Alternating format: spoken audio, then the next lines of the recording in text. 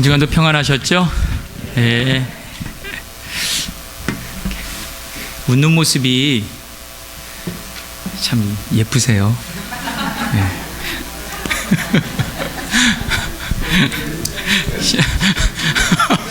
제가 얘기해 놓고도 아시죠?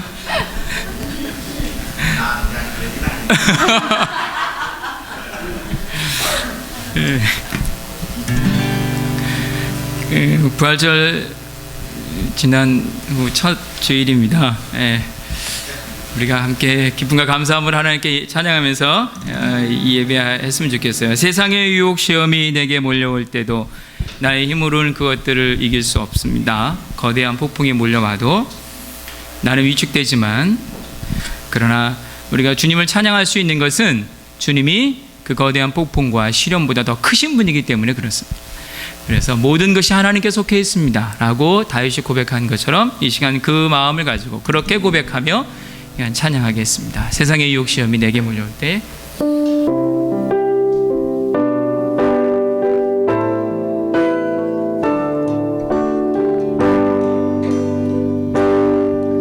세상의 유혹 시험이 내게 몰려올 때에 나의 힘으론 그것들 모두 이길 수 없네. 거대한 폭풍 가운데 위축된 나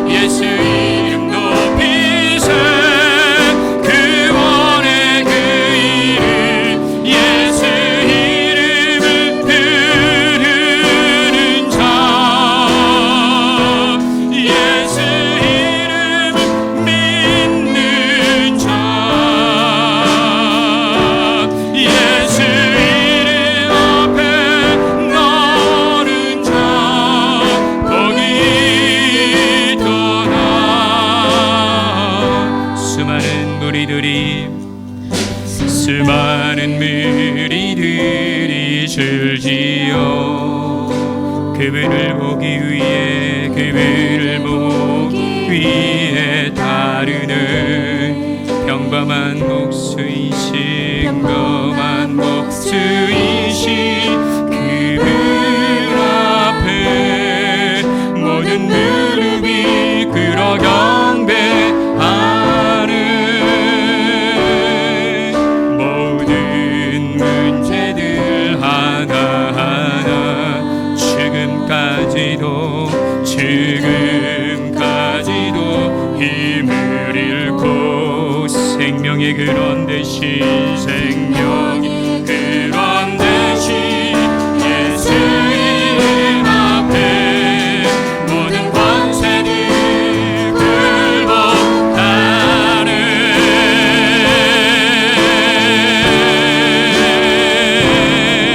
예수 이름 높이세 능력의 그 이름 예수 이름 높이세 구원의 그 이름 예수 이름을 부르는 자 예수 이름을 믿는 자 예수 이름 앞에 나오는 자 복이 있도다 예수 이름 높이세 능력의 주 이름 예수 이름 높이세 구원의 그 이름 예수 이름을 부르는 자 예수 이름을 믿는 자 예수 이름 앞에 나오는 자 복이 있도다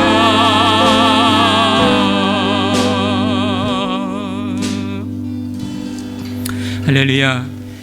예수 이름은 능력입니다. 그분 안에 생명이 있고 그분 안에 부활이 있고 그분 안에 영생이 있습니다. 우리가 그 예수 이름 앞에 예배하고 또 그 이름을 힘입어서 우리의 믿음의 삶을 살아가는 줄 압니다. 우리 다 같이 일어나셔서 마지막 찬양 드리시는데요. 이번 주부터 마지막 찬양을 좀 바꿔봤습니다. 예수 우리 왕이여 이곳에 오셔서 보좌로 주여 임하사 찬양을 받아주소서. 이렇게 찬양합니다.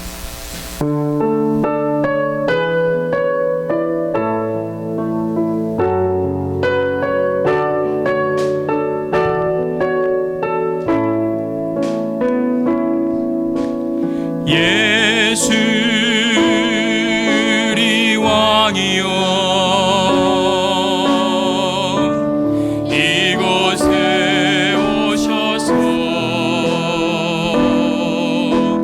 보좌로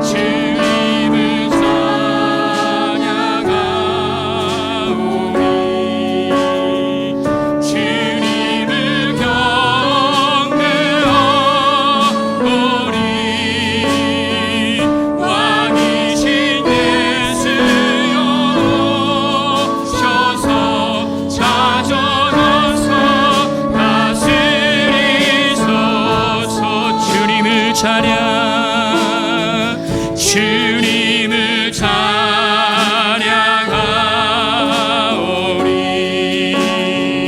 주님을 경배하오리 왕이신 예수여 서서 찾아가서 다스리소서.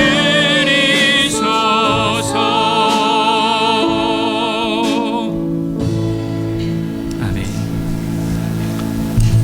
부활 후 둘째 주일입니다. 우리 사랑하는 주님께서 여러분들을 주님의 전으로 부르셨습니다. 다 함께 묵도하심으로써 예배의 부르심에 응답하시겠습니다.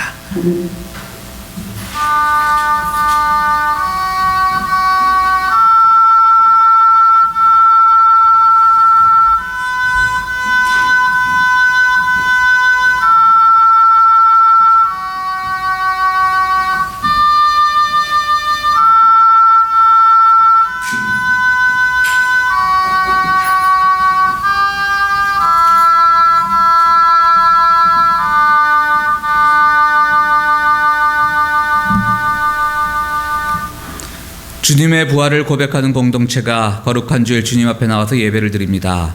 이 예배를 통하여 주님을 향한 우리의 마음이 늘 새롭게 갱신되게 하시고, 또 예배를 통하여 주님을 향한 우리의 소망이 이루어지는 기적을 경험하게 하시고, 또 예배를 통하여 지난 주간 우리가 알게 모르게 주님 앞에서 보여주었던 허물들이 깨끗이 씻김받는 귀한 예배가 될 수 있도록 주님께서 도와주시옵소서. 주님께서 이 예배의 모든 것을 주관하실 줄을 믿사올 때에 주님 가르쳐 주신 기도를 함께 드리오니, 하늘에 계신 우리 아버지여, 이름이 거룩히 여김을 받으시오며 나라가 임하시오며 뜻이 하늘에서 이루어진 것 같이 땅에서도 이루어지이다.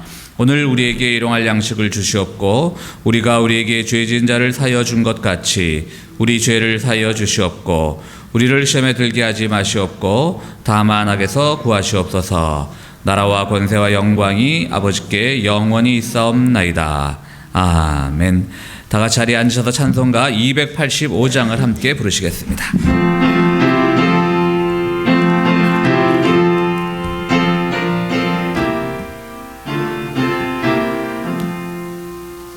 주의 말씀 받은 그날 참 기쁘고 복되도다. 이 기쁜 마음 못 이겨서 온 세상에 전하노라. 기쁜 날 주 나의 죄 다 씻은 날 늘 깨어서 기도하고 늘 기쁘게 살아가리. 기쁜 날 주 나의 죄 다 씻은 날 이 좋은 날 내 천한 몸 새 사람이 되었으니 이 몸과 마음 다 바쳐서 영광의 주를 섬기리. 기쁜 날 주 나의 죄 다 씻은 날 늘 깨어서 기도하고 늘 기쁘게 살아가리. 기쁜 날 주 나의 죄 다 씻은 날 새 사람 된 그날부터 평안한 밤들이 서서 이 복된 말 전하는 일 나의 본분 삼았도다. 기쁜 날 주 나의 죄 다 씻은 날 늘 깨어서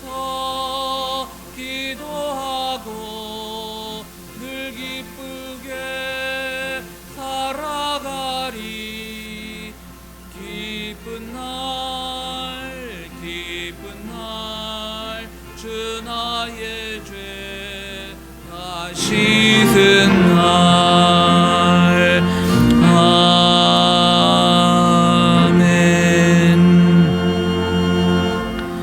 이 시간 신영균 장로님 나오셔서 회중 대표 기도 인도해 주시겠습니다.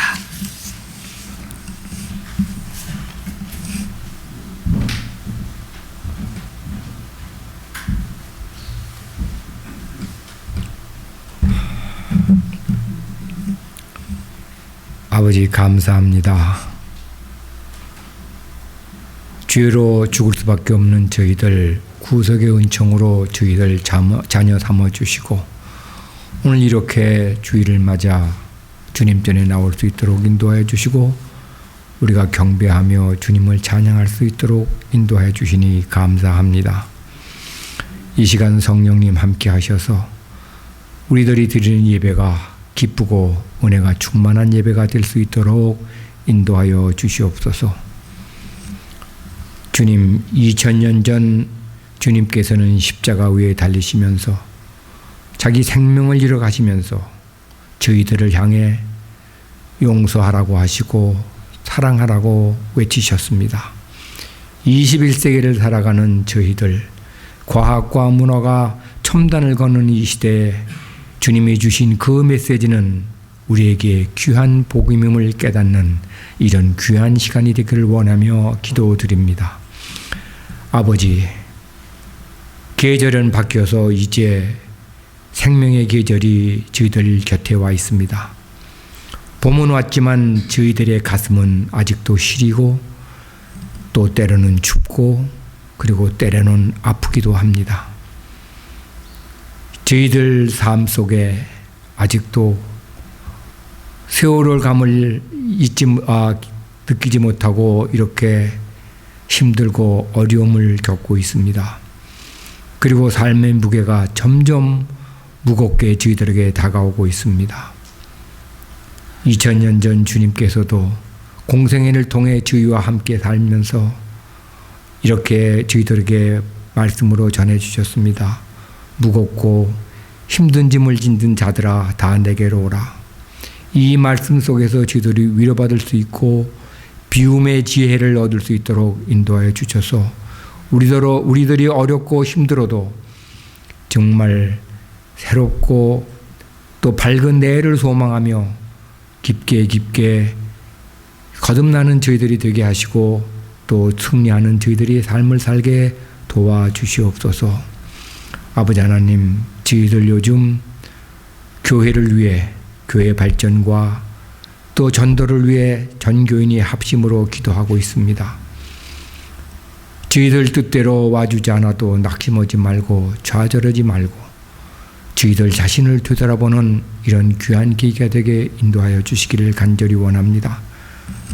저희들 서로 진정 용서하고 살았는지, 저희들 서로 진정 사랑하며 살았는지, 저희들 진정 주님처럼 섬기며 살았는지 성숙된 믿음을 허락받을 수 있도록 인도하여 주셔서 저희들 하여금 부활의 능력으로 이 모든 진리들을 깊게 깨닫는 그런 저희들이 되게 도와주시옵소서. 아버지 하나님, 이제 이 세상에 오직 한 나라, 분단된 조국을 위해 기도합니다. 새 정부가 들어서면서 사회가 불안하고 또 남북 간의 긴장은 고조되고 있습니다. 요즘은 전쟁의 공포까지 저희들을 때로 춥게 만들고 있습니다. 아버지 하나님, 거기에다가 이제 사회 분열을 일삼는 이런 추종자들이 또 이념 문제를 들고 나와 우리들을 슬프게 하고 있습니다. 지금 세상은 하루가 다르게 변화가 있고 주변의 강대국들은 참으로 빠르게 더 강해지고 있습니다. 우리는 그 굴레에서 한 걸음도 벗어나지 못하고 이렇게 허구한 날 서로 다투고 분쟁을 나누고 있습니다. 부활하신 주님께서 제자들 사이에 나타나셔서 너희들 위에 평화가 있으라고 축원하신 그 말씀대로 우리 조국 위에 주님의 평화가 있기를 간절히 소망하며 이 시간 기도합니다. 그래서 우리 모두가 새롭고 또 밝은 내일을 바라보며 진정한 주님의 그 귀한 부활의 삶을 우리가 느낄 수 있는 민족이 되게 하시고 구원의 역사가 우리 민족에 나타나서 우리 모두가 영광된 봄의 축제를 누릴 수 있는 귀한 민족이 되고 통일된 그런 한 나라를 기약하는 모두가 되게 도와주시옵소서. 아버지 하나님,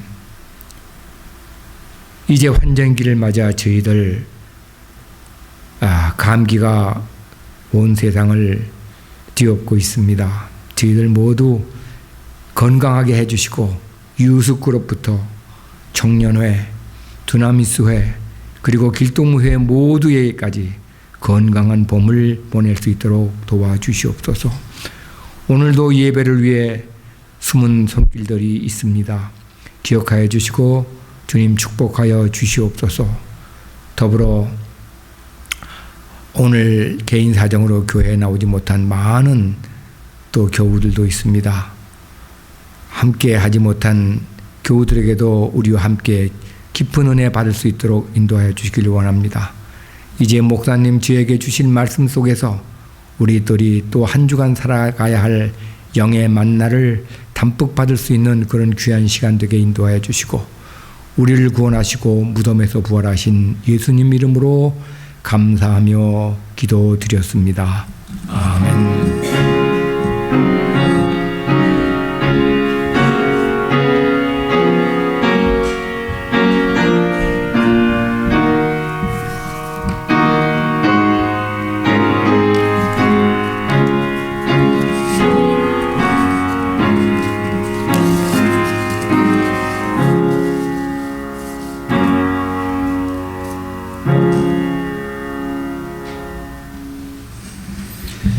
예, 교회 소식 전해드리겠습니다. 예, 늘 오늘 장로님도 기도해 주셨듯이 저희가 교회를 위한 기도의 제목을 가지고 있습니다. 매일 시간을 내서 교회를 위해 기도해 주시기 바랍니다.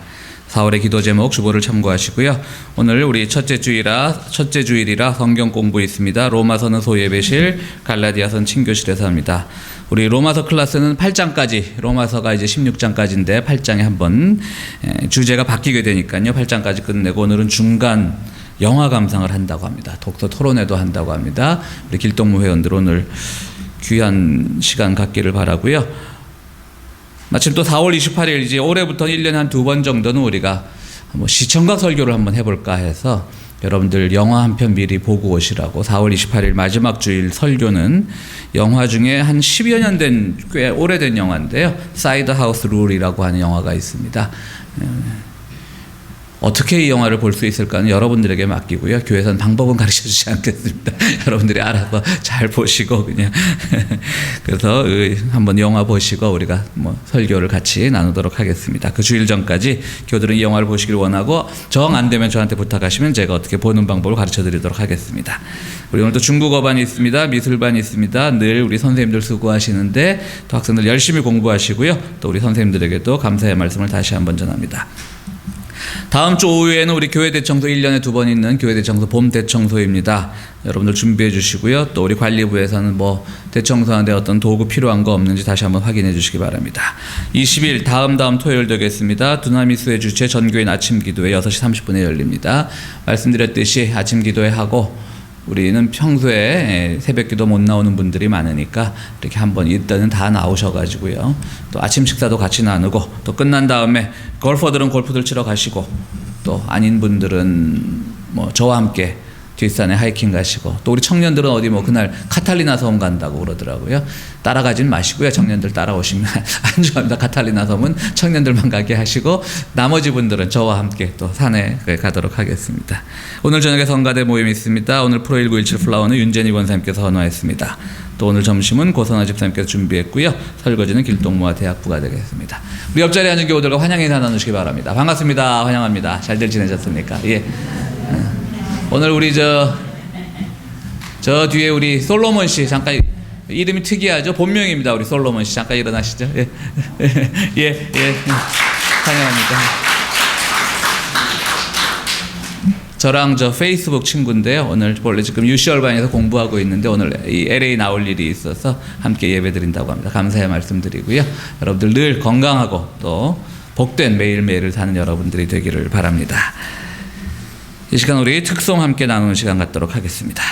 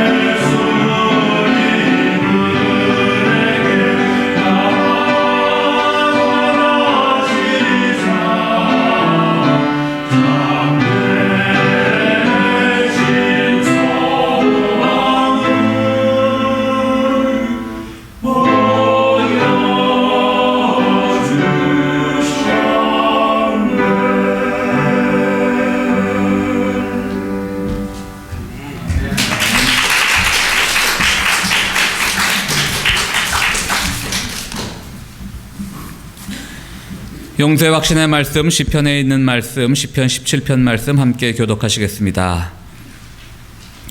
주님, 매일 부딪히는 선택의 순간마다 주님의 말씀을 기억하기 원합니다.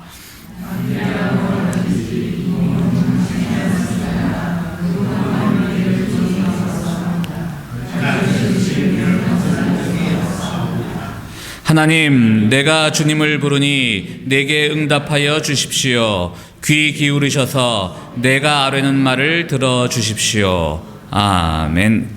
구원의 확신의 말씀 김용영 집사님께서 봉독해 주시겠습니다. 요한복음 21장 15절에서 25절 말씀입니다. 내 양떼를 먹이라. 그들이 아침을 먹은 뒤에 예수께서 시몬 베드로에게 물으셨다. 요한의 아들 시몬아, 내가 이 사람들보다 나를 더 사랑하느냐? 베드로가 대답하였다. 주님, 그렇습니다. 내가 주님을 사랑하는 줄을 주님께서 아십니다. 예수께서 그에게 말씀하셨다. 내 어린 양떼를 먹여라. 예수께서 두 번째로 그에게 물으셨다. 요한의 아들 시몬아, 내가 나를 사랑하느냐? 베드로가 대답하였다. 주님, 그렇습니다. 내가 주님을 사랑하는 줄을 주님께서 아십니다. 예수께서 그에게 말씀하셨다. 내 양떼를 쳐라. 예수께서 세 번째로 물으셨다. 요한의 아들 시몬아, 내가 나를 사랑하느냐? 그때에 베드로는 예수께서 내가 나를 사랑하느냐 하고 3번이나 물으심으로 불안해서 주님께서는 모든 것을 아십니다. 그러므로 내가 주님을 사랑하는 줄을 주님께서 아십니다. 하고 대답하였다. 예수께서 그에게 말씀하셨다. 내 양떼를 먹여라. 내가 진정으로 내게 말한다. 내가 젊어서는 스스로 띠를 띠고 내가 가고 싶은 곳을 다녔으나 내가 늙어서는 남들이 내 팔을 벌릴 것이고 너를 묶어서 내가 바라지 않는 곳으로 너를 끌고 갈 것이다. 예수께서 이렇게 말씀하신 것은 베드로가 어떤 죽음으로 하나님께 영광을 돌릴 것인가 암시하신 것이다. 예수께서 이 말씀을 하시고 나서 베드로에게 나를 따라라 하고 말씀하셨다. 베드로가 돌아다 보니 예수께서 사랑하시던 제자가 따라오고 있었다. 이 제자는 마지막 만찬 때에 예수의 가슴에 기대어서 주님을 넘겨줄 자가 누구입니까? 하고 물었던 사람이다.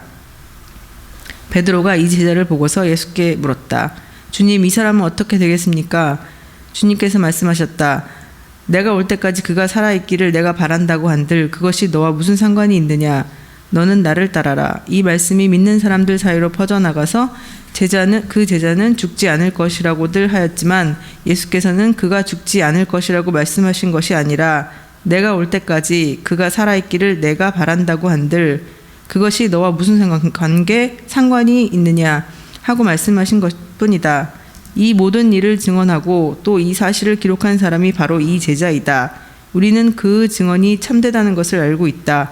예수께서 하신 일은 이 밖에도 많이 있어서 그것을 낱낱이 기록한다면 이 세상이라도 그 기록한 책들을 다 담아두기에 부족할 것이라고 생각한다. 아멘.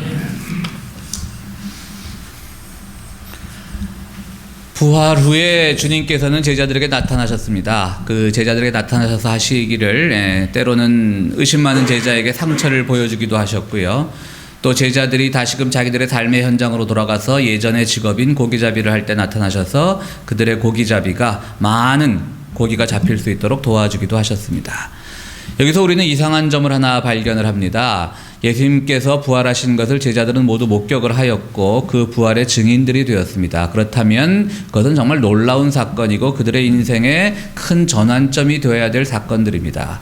그러나 제자들은 그렇게 크게 변화하지 못합니다. 삶의 현장으로 돌아가서 고기를 잡고 있을 뿐입니다. 주님께서 그들의 삶의 현장으로 돌아간 그들을 찾아가셔서 고기를 잡아온 것을 몇 개 가져오라고 해서 제자들과 아침 식사를 나누게 됩니다.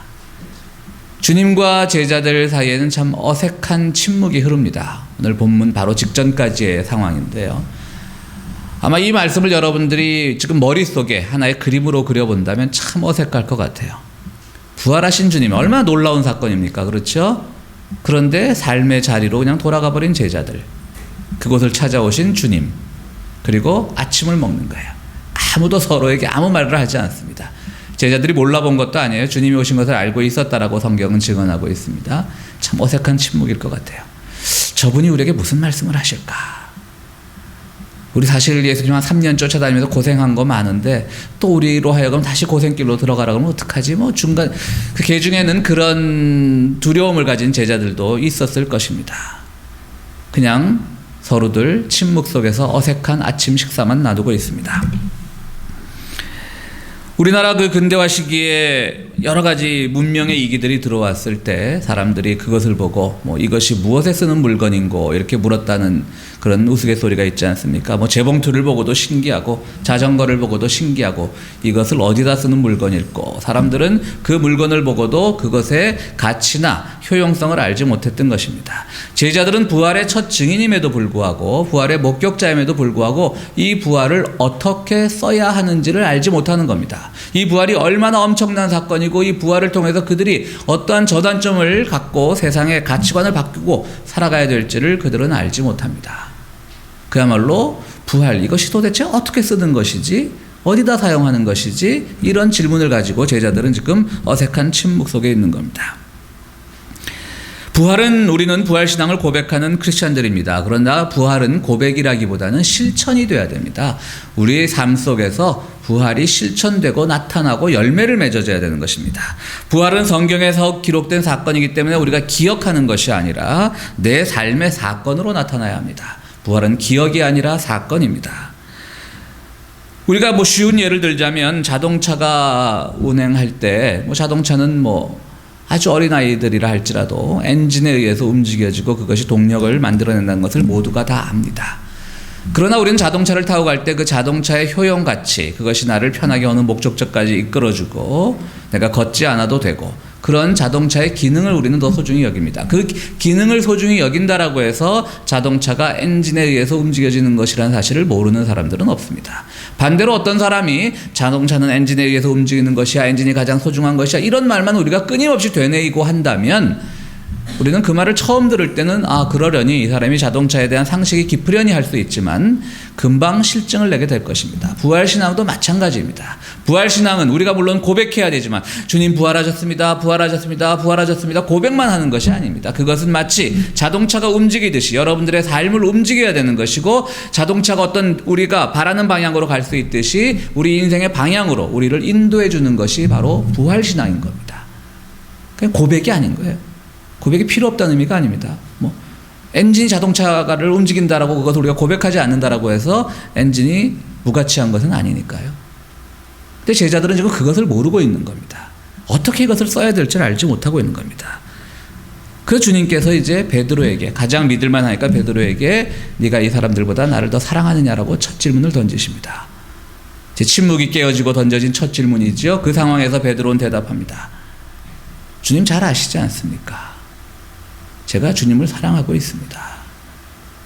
이 질문에서는요, 주님은 비교급을 사용하셨어요. 이 사람들보다 나를 더 사랑하느냐, 이렇게 비교급을 사용하셨는데 베드로는 아직 자신이 없는 겁니다. 그러니까 주님 잘 아시잖아요, 제가 사랑하는 것을. 주님이 두 번째 질문을 던집니다. 그럼 비교급을 이번엔 빼놓고 그럼 나를 사랑하긴 하느냐? 베드로의 대답은 또 똑같습니다. 주님 잘 아시지 않습니까? 주님이 세 번째 묻습니다. 정말 나를 사랑하느냐? 그때 베드로는 겁이 덜컥 났습니다. 왜 겁이 났을까요? 주님께서 질문하시는 그 의도를 사실은 잘 알고 있었기 때문입니다. 주님께서 왜 세 번이나 질문하셨을까요? 사랑한다고 대답하면 늘 주님의 그 다음 명령은 똑같았잖아요. 양떼를 먹여라. 동사는 조금 틀려졌죠. 양떼를 쳐라, 먹여라 이렇게 바뀌었지만 결국 사람들을 다 주님의 품으로 인도하라는 것이 사명이었는데 그 아주 간단한 질문과 간단한 대답 사이에서 왜 세 번씩이나 물어야 되는가? 그리고 베드로는 주님 잘 아시지 않습니까? 라고 하면서 알 듯 모를 듯한 대답을 하고 있는 것이죠. 근데 세 번째 질문에 가서는 베드로는 두려워서 주님은 모든 것을 아시는 분입니다 라고 고백을 하는 겁니다. 그전에는 주님 잘 아시지 않습니까? 라고 하면서 물어봤지만 세 번째 질문에 가서는 주님은 과연 모든 것을 다 아시는 분이군요 라고 대답을 하는 겁니다. 이 세 번의 베드로의 고백은 바로 예수님께서 십자가에 달리기 전에 베드로가 했던 세 번의 예수님 부정을 의미하는 사건입니다. 닭 울기 전에 세 번을 부인할 것이라고 했을 때 베드로는 처음에는 제가 어디 그런 일을 하겠습니까? 제가 이래봬도 예수님의 수제자인데 아무리 적들이 나를 위협하여도 나는 주님을 부인하는 일이 없습니다 라고 큰소리쳤지만 바로 그 말이 끝나자마자 그야말로 새벽 닭 울기 전에 그 짧은 몇 시간 동안에 베드로는 세 번이나 부인하지 않습니까? 그러니까 주님께서 이 세 번이라는 것을 베드로에게 리마인드 시켜주는 것이죠. 세 번은 계속 물으시는 겁니다. 네가 날 사랑하느냐? 주님 아시잖아요. 사랑하느냐고 아시잖아요. 사랑하니? 정말 아시는군요. 이제는 묻다가 자기가 고백을 해버리는 겁니다. 나의 그 한계를 아시는군요, 이거라는 겁니다. 내가 뭔가를 하고 싶을 때 내 의지대로 할 수 있는 존재가, 인간이라고 하는 존재는 그런 존재가 되지 않는군요 라고 하는 것을 베드로는 고백하는 겁니다. 자기 의지대로만 하자면, 자기 생각대로만 하자면 주님께서 십자가에 달리실 때 끝까지 가서 싸우고 주님을 구출해내든지 어떻게든지 하고 거기서 같이 순교를 당하든지 그런 신실한 마음이 베드로가 분명히 있었을 겁니다. 그런데 웬걸 주님께서 날 부인할 거야 라고 하니까 그런 일 없다고 했다가 결국 그 짧은 시간에 부인하지 않습니까? 베드로는 주님의 부활을 통해서 지금 주님과의 대화를 통해서 무엇을 깨달았냐고 하면 자기의 의지대로 될 수 있는 일은 아무것도 없다라고 하는 것을 깨달았던 겁니다. 참 서글퍼진 것이죠. 그래서 주님 앞에 불안했다라고 하는 겁니다. 두려웠다라고 하는 겁니다. 베드로는 참 충동적인 사람이어서 자기 의지대로 뭔가를 할 수 있다라고 믿었지만 그것은 잘 되지 않았던 것입니다. 우리는 믿음이라고 하는 것, 오늘 우리는 신앙생활을 하고 있는데요. 믿음이라고 하는 것에 우리가 가끔 오해하는 것은 뭐냐면 믿음이라고 하는 것의 주체가 나의 의지로 되는 것이라고 생각을 하는 경우가 많이 있습니다.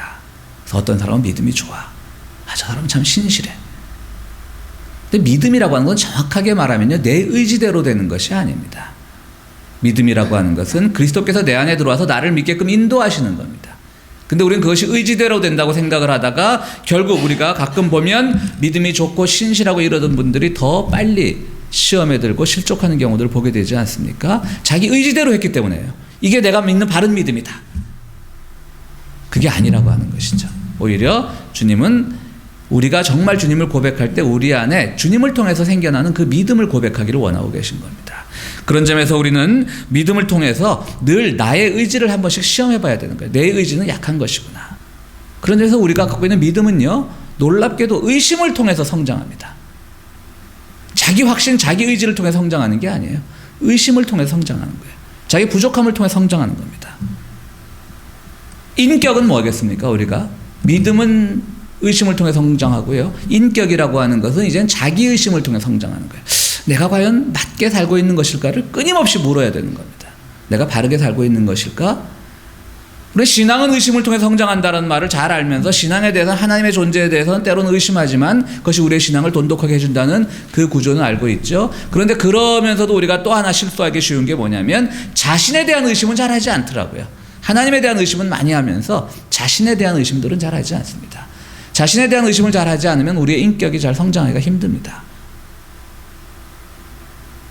우리의 인격 성장을 위해서라도 우리는 자신에 대한 의심으로부터 시작해야 되고요. 우리가 알고 있는 지혜와 진리 역시 의심으로부터 시작을 하는 겁니다.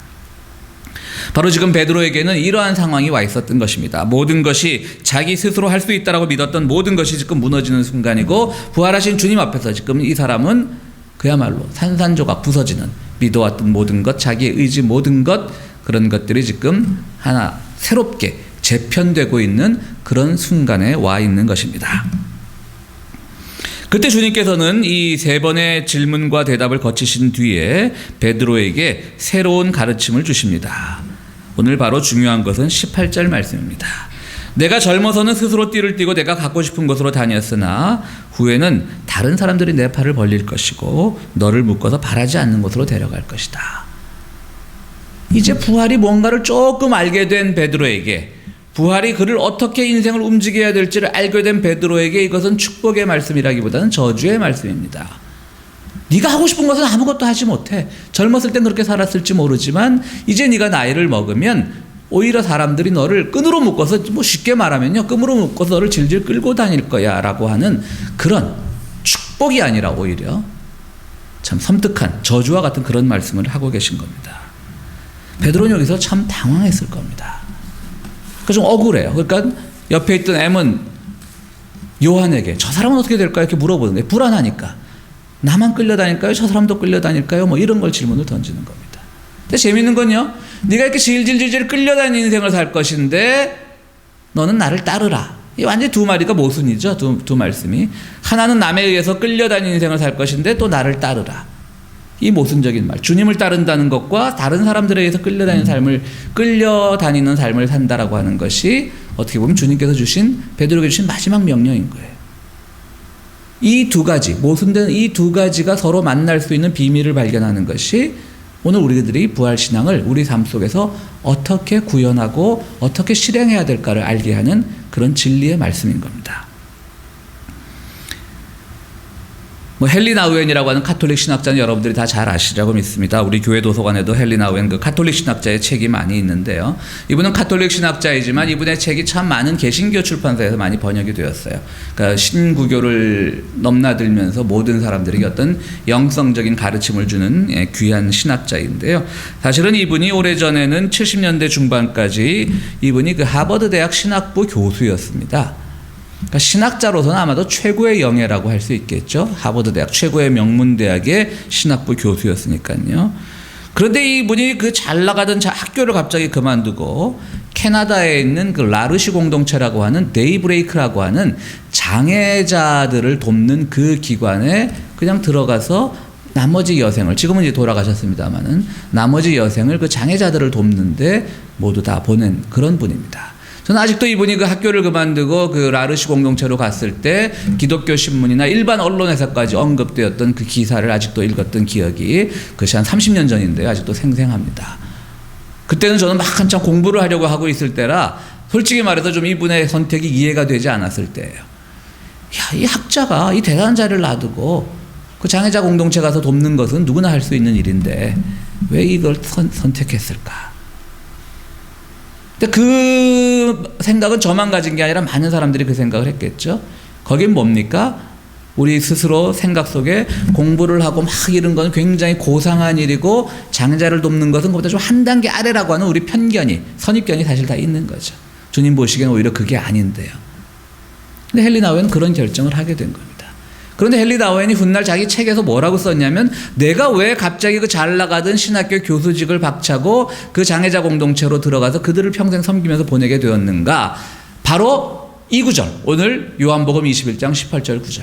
네가 젊을 때 너 하고 싶은 대로 마음대로 했지만 너의 마지막 인생은 끌려다니는 삶을 살아야 된다. 네 팔을 벌리고 누가 너를 묶어서 끌려다니는 삶을 살아야 된다라고 하는 이 구절이 그로 하여금 라르시 공동체로 들어가게 만들었다라고 헨리 나우엔은 고백을 합니다.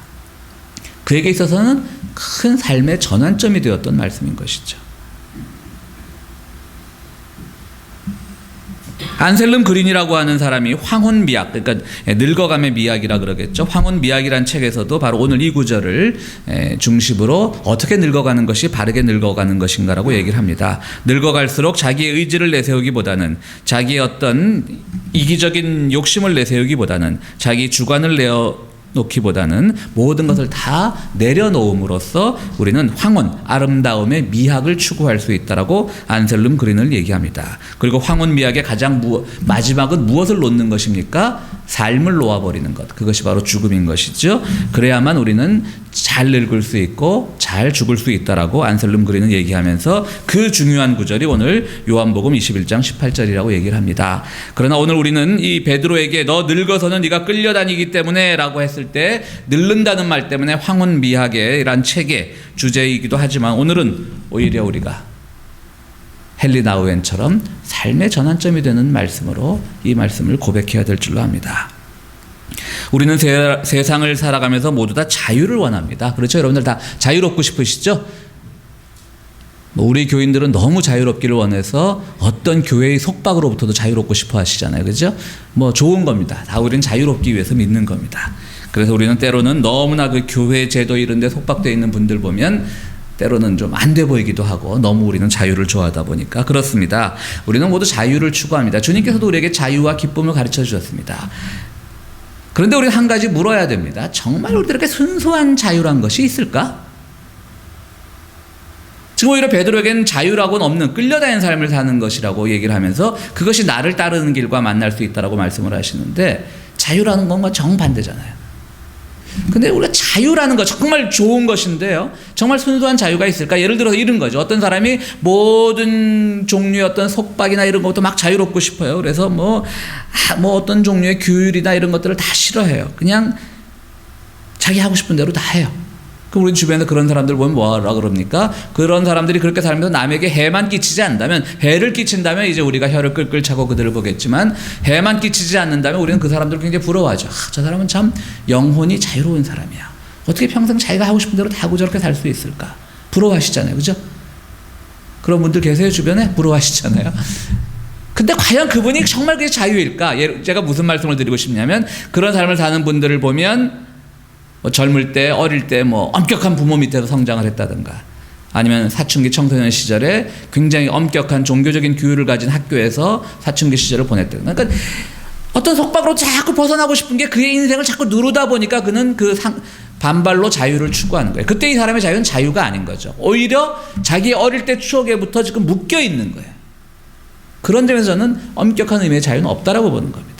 뭐든지 우리가 하고 싶을 때 내 마음대로 하고 싶은 것을 하고자 할 때 그 행동 자체도 우리의 사회나 문화 속에서 우리에게 규정된 행동인 거예요. 네가 이렇게 하면 사람들이 너를 자유롭다고 할 것이다라고 하는 어떤 통념 속에서 우리가 활동하는 것이지 그런 점에서 엄격한 의미의 자유는 없는 거예요. 우리는 다 뭔가로부터 영향을 받고 살아가는 겁니다. 뭔가로부터 도전을 받고 살아가는 것이고 내가 알게 모르는 사이에 어떤 종류의 속박이든 나는 지금 얽혀매어 있는 것이에요. 그것을 우리는 모르고 다 자유로운 영혼이라고 이렇게 말하는 겁니다. 그러다 보니까 어떤 반발심, 자기가 어릴 때 경험했던 부모, 엄격한 부모 혹은 뭐 엄격했던 종교교육 이런 것 때문에 반발심을 가진 사람들은 나중에는 자기가 지킴으로써 얻어지는 기쁨이나 좋은 규제가 있음에도 불구하고 그것조차도 탁 놔버리는 거죠. 이건 자유가 아닌 거죠. 오히려 그는 아직도 어린 시절에 그 아픈 추억에 매몰되어 있는 겁니다. 속박되어 있는 겁니다. 자유가 아닌 겁니다. 주님께서 주시는 자유가 바로 이런 의미인 겁니다. 주님께서 왜 베드로에게 끌려다니는 삶을 살라고 하셨는가? 그것은 결국 자유란 무엇인가? 그것은 어차피 우리가 사람들과의 관계 속에서 사는 것인데 우리가 이왕 관계 속에서 살아갈 때 내가 하고 싶은 대로 하는 것이 아니라 내 이웃을 향해서 나의 삶을 이렇게 열어주는 것, 내 팔을 벌려주는 것. 그래서 때로는 그들에 의해서 내 인생이 좌우되는 것 같지만 그 안에서 주님께서 가르쳐 주시는 진정한 자유와 기쁨을 누리는 것, 그것이야말로 부활신앙의 기초라고 베드로에게 지금 가르쳐 주고 계신 것입니다. 여러분 살면서 얼마나 인간관계 때문에 상처를 입고 또 관계가 깨지는 경우가 많습니까? 이렇게 관계가 깨지고 인간관계에 상처를 받고 이런 것들처럼 거창하지 않아도 여러분들 매일매일 삶 속에서 참 다른 사람들 때문에 불쾌한 일들이 많이 있잖아요. 여러분들이 뭐 비즈니스를 하고 있다면 그 비즈니스를 찾아오는 손님들이 여러분들을 항상 좋게만 합니까? 때로는 무례한 손님들도 있고 때로는 나는 다 베풀었다라고 생각을 하는데 더 많은 것들을 요구하는 그런 손님들도 있을 겁니다. 그래서 마음이 답답해서 오늘 하루 종일 비즈니스에서 참 이상한 손님만 하고 마음이 답답해가지고 저녁 때 뭐 친구 만나서 좀 하소연하고 그러면 친구가 위로를 하는데 가끔 여러분들 친구 관계에서도 그런 거 경험하시죠? 이게 위로인지 사람을 더 긁어놓는 것인지 분명히 말의 형태는 위로의 형태를 지니고 있는데 더 긁어놓는 경우가 있어요. 아 그래 다 그러고 사는 거야. 나도 그래봤어. 여러분 누구 상담할 때 나도 그래봤어라고 절대 하면 안 됩니다. 모든 사람의 경우가 다 틀리기 때문에. 그러니까 분명히 친한 친구인데 나를 위로하는 것 같은데 전혀 위로가 아닌 거예요. 아 그럴 수도 있지 뭐 그 정도 갖고 그래. 나는 얼마 전에 더 심한 일도 당했는데 뭐 이러면서 전혀 위로가 되지 않아가지고 집에 돌아오다가 다시는 그 친구 만나나 봐라 뭐 이러면서 이제 집에 돌아오시는 것이죠. 그 또 집에 돌아와서 후회하지 않습니까? 거기서 턱 쏘아주지 못하고 그냥 와갖고 집에 와서 혼자 끙끙 앓는. 아마도 우리 교인들은 좀 그런 분들이 많은 것 같아요. 그죠? 턱 쏘아주고 뭐 그러지 못하고 항상 당했다라고 생각하시고 항상 손해봤다라고 생각하시고 그런데 주님께서는 그게 맞는 삶이라고 가르쳐 주는 겁니다. 세상에 어떤 사람도 자기가 할 수 있는 것을 하면서 살지는 못합니다. 세상에 어떤 사람도 모든 속박으로부터 자유로워지는 삶을 살 수 있는 존재는 없습니다. 그렇다면 그것은 인간이 아니라 신일 뿐입니다. 우리가 말씀드렸듯이 우리가 알고 있는 우리가 나는 자유롭다라고 말할 때 그 자유는 또 다른 제도나 또 다른 규율이나 전통에 의해서 만들어진 자유란 개념인 것이지 그것이 나를 정말 자유롭게 하지 못한다라고 하는 것이죠. 그렇다면 이왕 우리의 삶이 이렇게 주님에 의해서 부활신앙이 고백되기를 바라지는 삶이라면 이왕이면 그냥 이웃들을 향해서 내 팔을 다 벌려주는 겁니다. 그들이 나를 끌려가게끔 놔두는 겁니다. 그런데 그 속에서 주님을 따른다라고 하는 놀라운 진리가 발견되는 것이죠. 오늘 여러분들이 누군가의 삶의 만남에서 내가 그를 주관하려고 하지 말고 그가 나를 주관하려고 하는 것을 때로는 아직 내 의지는 것을 용서하기 싫지만 네가 뭔데 내 인생을 주관하고 네가 뭔데 나의 서비스를 받으면서 내 가게에서 물건을 구입하면서 우리는 정당한 상거래 행위를 하고 있는데 네가 뭔데 나에게 왕처럼 군림하고 하느냐라는 그런 마음을 가지면서 마음 아파하지 마시고 지금 이거 내 팔을 벌리는 것이구나. 주님께서 베드로에게 부활하신 후에 마지막으로 주신 명령이구나. 그런데 그렇게 내가 모든 것을 희생하고 사랑으로 내 팔을 벌리고 살아갈 때 바로 그 안에서 주님을 따르는 길이 발견이 되는구나. 바로 그런 겁니다. 우린 다 성인이 아닙니다. 성자가 아닙니다. 그렇게 살다 보면 당연히 짜증납니다. 당연히 내 인생은 손해보는 것 같고 나는 집에 와서 끙끙 앓으면서 왜 그 자리에서 그 못된 사람에게 못된 친구에게 한마디 턱 쏘아주지 못할까라고 분명히 후회할 수 있지만 그 순간 우리는 바로 그 사건을 통해서 주님께서 나를 새롭게 인도하시고 계신다라고 하는 주님을 따르는 길을 발견한다라는 것을 여러분들이 기도를 통해서 묵상을 통해서 발견하셔야 되는 겁니다. 주님은 바로 그 순간 여러분들을 인도하고 계신 겁니다. 내 의지로 내가 뭔가를 하는 순간 주님께서 내 의지 위에 나한테 힘을 더 얹어줘갖고 너는 뭐든지 할 수 있다. 우리 임마누엘 교회 나가 있을 때 오후에 예배 드리던 그 교회 구호 기억나세요? 하면 된다. 무슨 교회 구호가 하면 된답니까? 참 다른 교회를 좀 폄하해서 죄송한데 우리는 하면 안 되는 것을 고백하는 신앙 공동체예요. 그래서 그 안 되는 자리에 주님이 오시기를 기도하는 거예요. 내 의지대로 뭔가를 다 할 수 있다라고 할 때 절대로 안 됩니다. 28절 말씀이요. 네가 젊어서는 네 마음대로 하고 다녔지만 늙어서는 끌려다닐 것이라고 하는 이 말씀이요. 뭘로 시작하냐면 진실로 시작하죠. 18절 보면 내가 진정으로 내게 말한다 그랬어요. 이게 원어는 뭐냐면요. 아멘 아멘이에요. 그러니까 우리는 아멘 하면 늘 기도 끝나고 아니면 뭐 목회자의 설교가 끝나고 아멘 하는 것. 이 부분 좀 예를 들기가 그런데요. 여러분들은 안 하시니까 제 설교 끝나도 아멘 안 어쨌든 이 아멘이라고 하는 건 종결 어미와 관계되는 것처럼 생각을 하셨잖아요. 그죠? 그런데 오늘 이 요한복음 21장 18절 말씀은 내가 진정으로 너에게 말한다는 번역은 원문은 아멘 아멘 하는 거예요. 그러니까 주님께서 베드로에게 말씀하시는 거예요. 아멘 아멘 이대로 이루어져야 되는데 끝이 아니에요. 아멘 아멘 너 이웃을 향해서 팔을 벌려줘라 그냥. 그것이 나를 따르는 길이다. 네 고집 피우지 마라. 삶 속에서 어차피 우리가 관계를 맺고 살아가야 된다면 그들을 향해서 우리가 열어주고 있을 때 그 안에서 때로는 짜증나고 힘든 일이 있지만 바로 그 순간 주님께서 우리를 인도하시는 주님을 따르려고 하는 주님의 의지, 주님의 믿음이 우리 마음속에 자리 잡는 순간이라고 하는 것이죠. 바로 그것이 부활신앙입니다. 말씀드리거니와 부활신앙은 우리가 매일매일 고백하는 입으로 고백하는 것이 아니라 내 삶이 부활이라고 하는 어떤 엔진에 의해서 움직여져가는 그런 기능을 하는 것이 바로 부활신앙입니다. 그렇다면 여러분들은 이제 여러분들이 가고 싶은 곳으로 여러분들이 마음대로 가는 것이 아니라 여러분들이 하고 싶은 일을 여러분들 의지대로 마음대로 하는 것이 아니라 바로 아멘 아멘 주님께서 바라실 때에 주님께서 나의 인생을 이렇게 인도해 주시기를.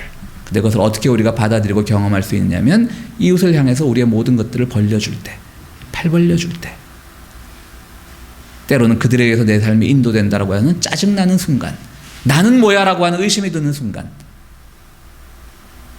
주님께서 여러분들을 인도해 주시는 가장 귀한 시간입니다. 부활신앙은 우리에게 새로운 파워를 주는 것이 아니라 주님에 의해서 인도된다라고 하는 것을 이웃을 통해서 발견하게 하는 그러한 신앙입니다. 여러분들 모두 부활신앙을 통해서 우리의 이웃을 향해서 우리의 사회를 향해서 마음껏 팔 벌려줄 수 있는 그런 귀한 믿음의 소유자들이 되기를 간절히 바랍니다. 우리 함께 묵상으로 기도하시겠습니다.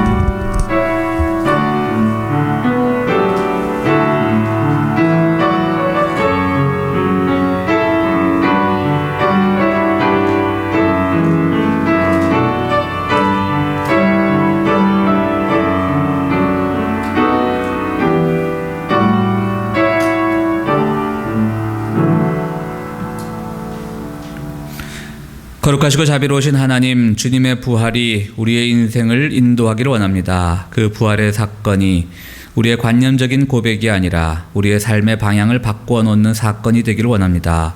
주여 우리와 함께하여 주시옵소서. 우리가 이 땅에서 살아계신 주님을 친히 만날 수 없기에 주님께서 우리의 이웃을 향한 팔벌림 속에서 우리를 인도하고 계심을 믿습니다. 우리 그 믿음 위에 서서 또 일주간 살아갈 때 주님의 인도하심을 마음속 깊이 경험하는 우리 모두가 될 수 있도록 주여 도와주시옵소서. 이제 주님 앞에 귀한 예물을 드립니다. 이 예물을 드릴 때에 우리의 이웃을 향한 사랑과 하나님을 향한 사랑과 교회를 향한 사랑이 모두 귀한 열매로 나타날 수 있도록 주여 도와주시옵소서. 예수 그리스도 이름으로 기도하옵나이다. 아멘.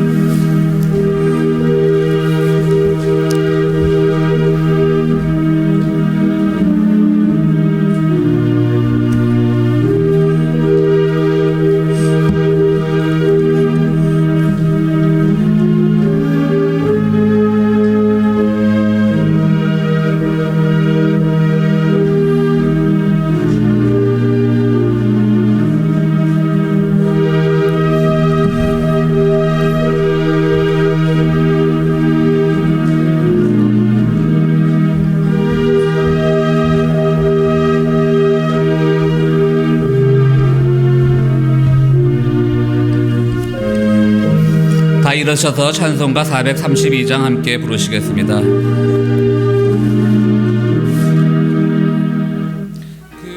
물결이 설레는 어둠